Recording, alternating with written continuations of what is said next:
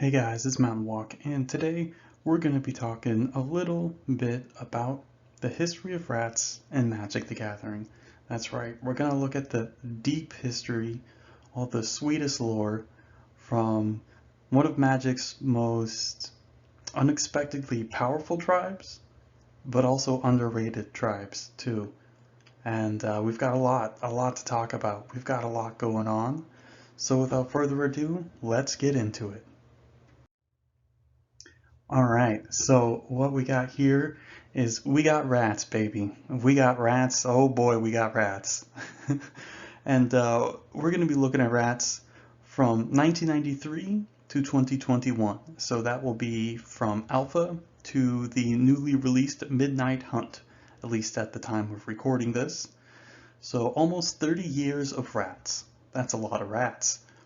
We won't cover everything. There are, of course, some rats that are, let's say, are more neat than they are good. But there are some that are very neat, which we will talk about, and there are some that are very notable, which we will also talk about. So I'm just sort of handpicking some that have a lot of different qualities that I like, that I think are cool, or maybe I just like the art, right? There are 56 rats total printed in Magic's history, and if you can believe it, all of them are rats. And most of them are mono black, but there are three red black ones, gobhobbler rats, another one from Dissension, and then another red black one from Alara block. Kind of a wonky one. But yeah, almost completely mono black, almost completely mono black. Although the red black rats are really cool. I don't know, they're kind of crazy, hellish kind of things. Like Hellhole Rats, I believe, is the name of the other one from Dissension that's like an uncommon.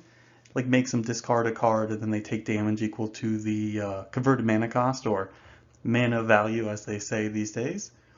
And of course, we won't be talking about changelings, so no misform ultimist or any of those kinds of things. Obviously, none of the actual changelings from Alara, excuse me, Alara block, Lorwyn block, or any of the reprinted ones in different sets. Even though changelings are kind of neat, but we won't be talking about those. We're talking specifically about rats, things that have the rat flavor, do rat things, whereas changelings don't really have the flavor of any particular thing. They kind of just fit in those decks because of the type line, right? Well, at least I like, what I really like about rats is that they're almost always like, they feel like rats. Like almost all of them feel like rats, even the ones that aren't very good. Like just like flavorfully and mechanically, they all sort of fit together really well. So yeah, we're going to be going chronologically. We're going to be starting in alpha. So let's get started. All right. And what we have here, we have plague rats. There's only one rat total in alpha, and this one is quite good. So plague rat has a lot of things going on. Not only is it the most expensive rat on the list, at least the alpha copies, clocking in around 56 some odd dollars on TCG Player Mid, as well as the beta copies going for about 17 bucks. Pretty good for a dang uncommon, or excuse me, a dang common. And this is 3 mana, 1/1 basically, but it gets +1/+1 for each other plague rats you control. Now this was really good, like in alpha, where you only had to have 40 cards in a deck, and you also could have as many copies of a card as you wanted. So this is very early in the game of Magic, before even deck construction rules were solidified. I mean, this is way before even like formats, or at least a year or so before. And so you'd have decks just full of plague rats, maybe some like terrors or something, but mostly just plague rats and swamps and stuff, and maybe a nightmare or two, who knows. But yeah, just plague rat decks. And this is great. This is obviously, clearly, again, a perfect melding of flavor as well as mechanics. Again, you see all these rats. The more rats you have, the stronger they are. And if you see one, you expect that there are actually literally more. And that's totally true. Like in real life, of course, you see a mouse in your house, you're like, oh boy, there's probably more. We got an issue. Or if you see, say, like rats, out in the wild or whatever, there's probably some more, like a nest somewhere. So, and in game, when you see someone play a plague rats, you assume that they probably have a bunch more rats, or at least plague rats in their deck. And so that's really, that's pretty great. Again, we have this flavor of like rats being linked to disease and plague, of course, like the Black Plague, the bubonic plague, brought over to Europe from Central Asia in 14th century, 15th century, 14th century. Sorry, my history is a little hazy, but we have this. They're sort of indelibly linked, right? The history, like rats and disease and plague and things like that, and death. So very, very linked. I mean, that was like certainly one of the worst outbreaks of any kind of disease ever, the Black Death. Very spooky. And of course, I mean, great Anson Maddox art. We got this rat in the foreground that's all rotting and stuff. And then in the background, you see the eyes of the other rats, right? That are coming to get you. And so this kind of design of this card we're going to see reflected in a lot of different cards in the future, and of course perfected, so it actually works within the modern rules. But I don't want to be getting ahead of myself. Let's keep going. All right, the next one I really want to talk about is Crypt Rats. This card is powerful. This card is only a common, and this is extremely rare for a common card to have like this much ability to deal damage and to be a sweeper and stuff. That's pretty powerful. Obviously, only for mono black decks because you can only spend black mana to sweep the board with this. But I mean, this is great.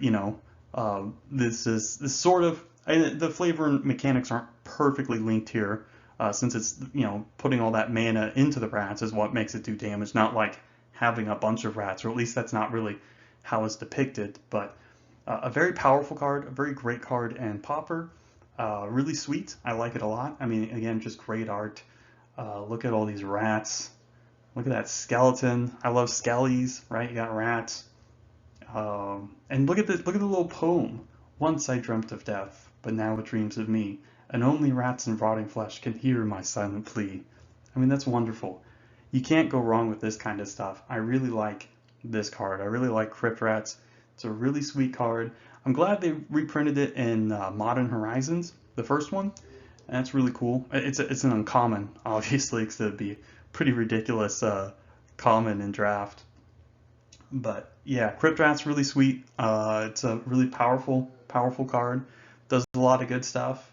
Pretty good in Pauper, and just a neat card. All right. So now we're going to be talking about Ravenous Rats. That's right. This guy's printed many times, and one after another, really, like in, Portal 2, and then there's his Destiny, and then Invasion for just like main set blocks, not like core sets or anything. And yeah, this is sweet. This is great. Again, the coupling of like rats with these sort of negative things, right? Like obviously discard and things like that. Or eating scrolls is sort of indicative of losing your mind or losing knowledge or whatever. That's great. That's great. So, and of course the art is wonderful. Edward Beard doing great stuff here. Also the dude that did Psychotog, I believe. Of course, another very iconic art. But yeah, this is really great art. I just love it. I just love the colors and the detail and everything. It looks quite good. And Ravenous Rats is such a strong glue card. Sort of like how something like Mog War Marshal is in the Goblin decks, where it just really bridges you from the mid to late game. It has a neat effect. It has synergies with stuff. Ravenous Rats, yeah, it does all that stuff. It's a good card, to bounce and play again. It's, another cheap rat to deploy for your rat tribal stuff. Really just does a lot of great stuff and has seen a lot of play actually. Most people probably don't remember this. This hasn't been in standard for some time, I believe. I think M13 was the last time it was reprinted in like a standard legal set. But this card has seen quite a bit of play, more or less every time it's been in standard. So yeah, really great stuff here. I mean, this one's another home run, absolutely wonderful. And of course, Swarm of Rats, we see sort of trying to recreate the same sort of Plague Rats feeling. Just the more rats you have, the more powerful they are, which is great, obviously giving more power I mean, pretty simple design, a little weak, a little bit on the weaker side, but it's pretty sweet. Um, as well as I really like the Kev Walker art. Look at those nasty rats going crazy. There's so many of them. Again, you can see them in the backgrounds, just sort of like the original plague rats. Really great stuff here. Really great stuff. All right, and here is a deck with Ravenous Rats. This is from Pro Tour Honolulu 2006, top 8, Oliver Rule, as a French guy. And this deck is Hand in Hand. I believe this was named after Hand of Cruelty. I don't remember why it was called Hand in Hand. Maybe that's just kind of a, I mean, that's just kind of a saying, right? Just an idiom. But this deck was sweet. Again, you can see it's all just about this value stuff. So you got, obviously Ravenous Rats goes great with Shrieking Grotesque, which is like a 3-mana 2/1 flyer. And if you spend a black to play it, your opponent has to discard a card. So like you have all these value things. You have even other powerful rats in here, which we'll get to a little bit later. You have Dark Confidant, of course. Again, you have a lot of more discard, like Cascade, which is excellent. Really good, again, that format when there was a lot of graveyard recursion and shenanigans. GT, of course, was really good. Really, I mean, just putting a GT on a Ravenous Rat, I mean, not so harmless now. Don't ask me how the rat carries it, like this tail in its mouth. Dude, I don't know. Look, I saw Ninja Turtles. You know how rats carry ninja weapons, all right? Just relax. Anyways, really cool deck. This is, I mean, again, this is one of the best standard formats ever, if not the best, whether it was Champions and Ravnica or Ravnica and Time Spiral and Cold Snap and stuff. It was a really great format. Anyways, this deck was sweet. Again, in no small part to Ravenous Rats just sort of bringing it together. Early game, mid game stuff, mid-late game you can sacrifice the rats to play Grisalka to kill stuff. I mean, just wonderful stuff, really wonderful stuff. So yeah, again, Ravenous Rats, unsung hero.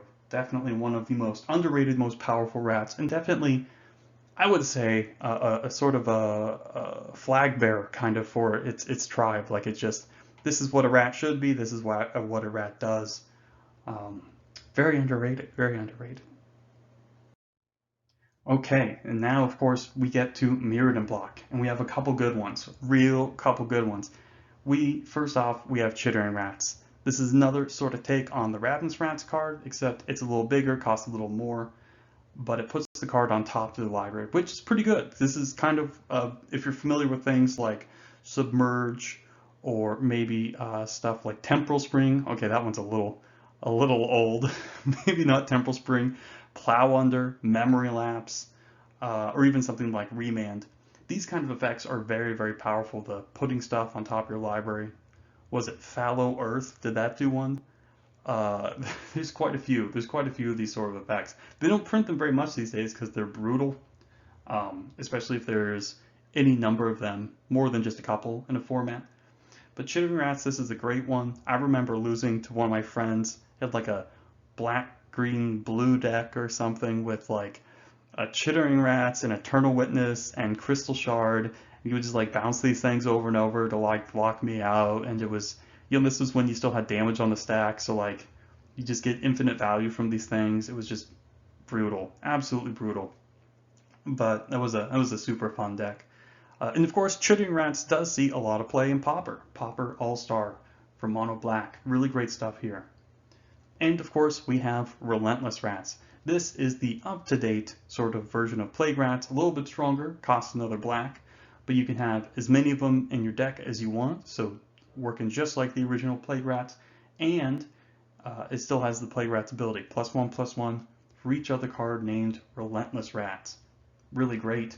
I mean, the art on both these cards is wonderful. I love Tom Wannerstrand. I think that's how you pronounce his name. And of course, Thomas Baxa. These guys are very great artists, notable artists. You can't go wrong with these guys. Very good stuff here.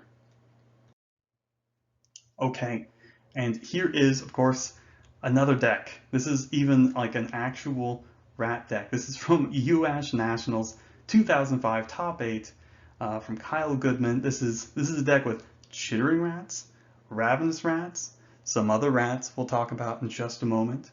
and then some, good like Necrotal, Viridian Shaman, sort of ETB value guys. Night's Whisper, that's a good one. Ren Flesh, just think of it as like a 3 mana murder, more or less.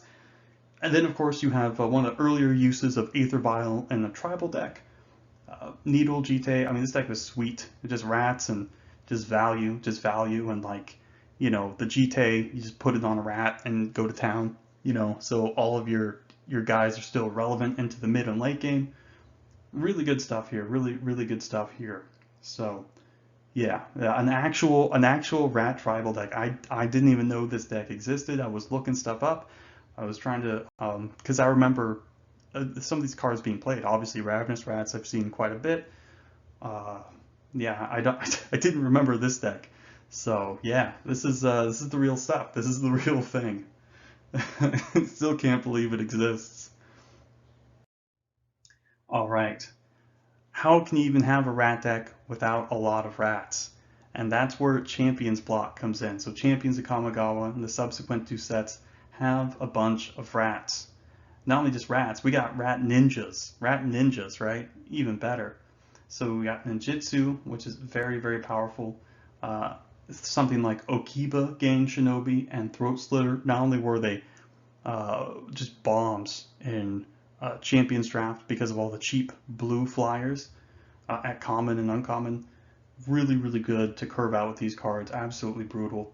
Throat Slitter was just totally nuts.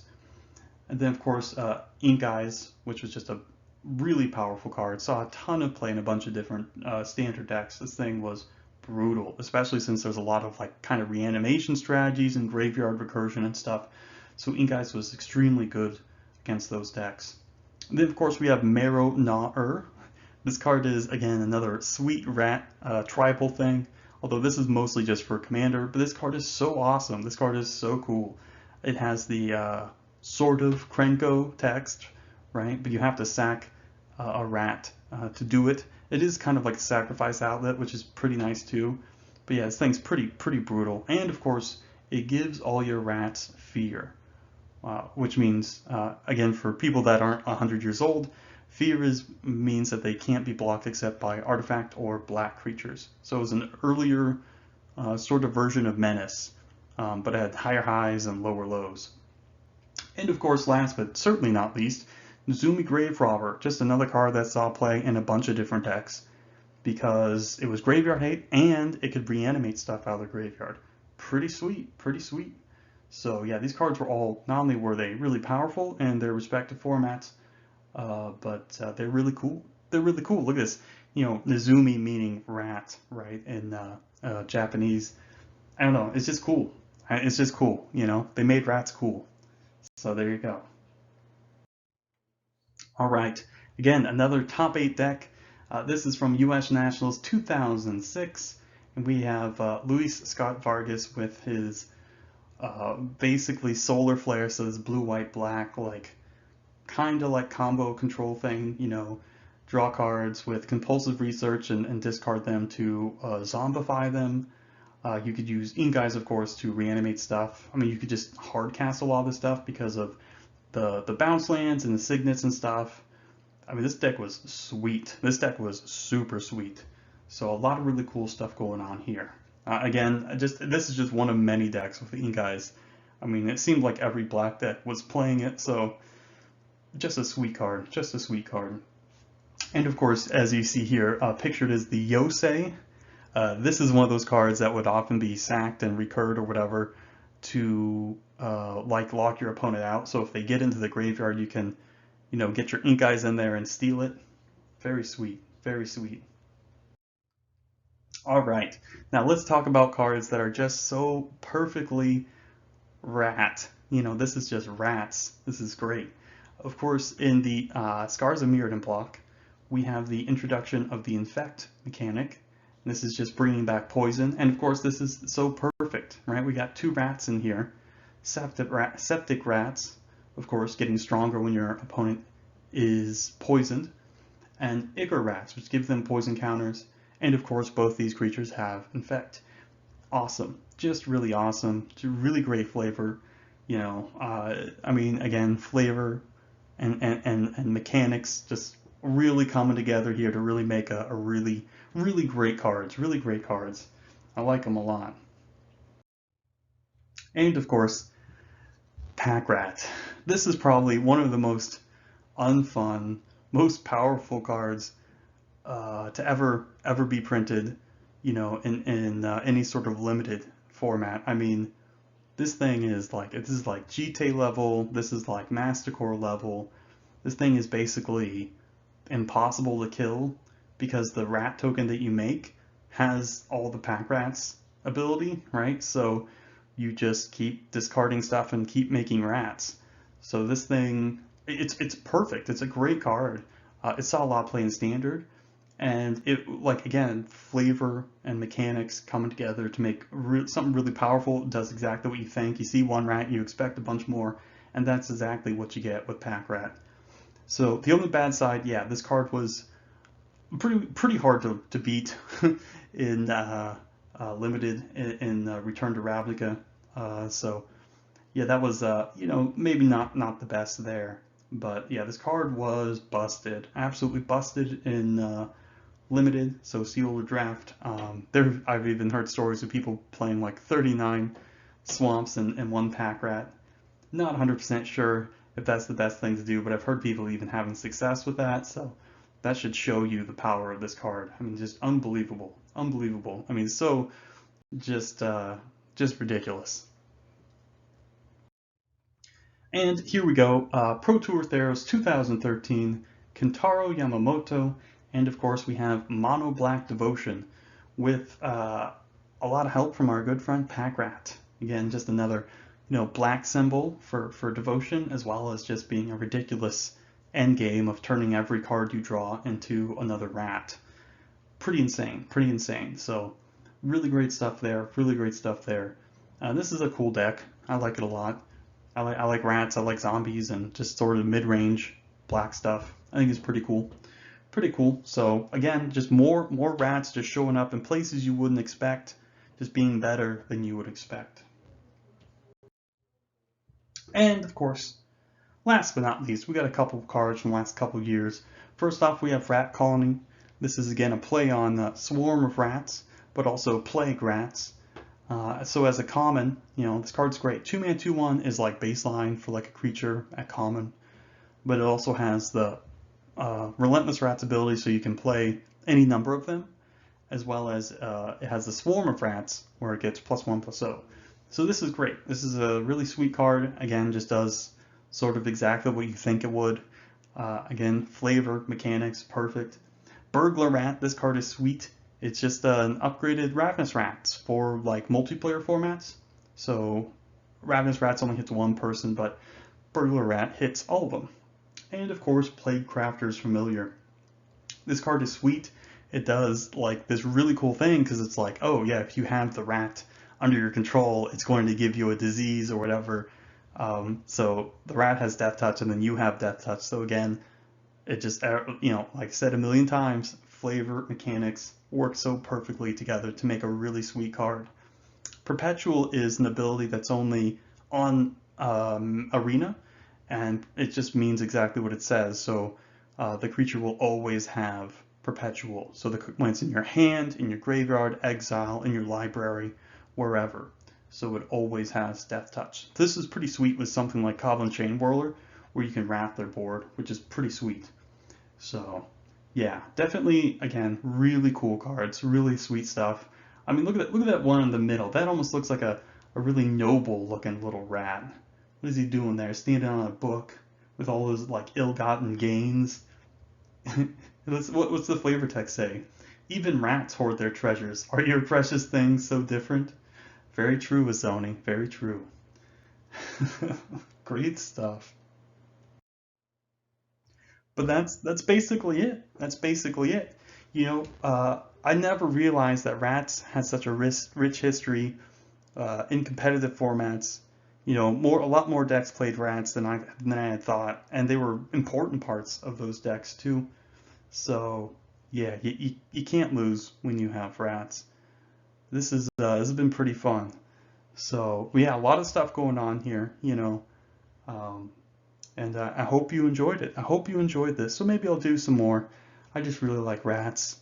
So there you go. So thanks for stopping by, guys, and have a great day.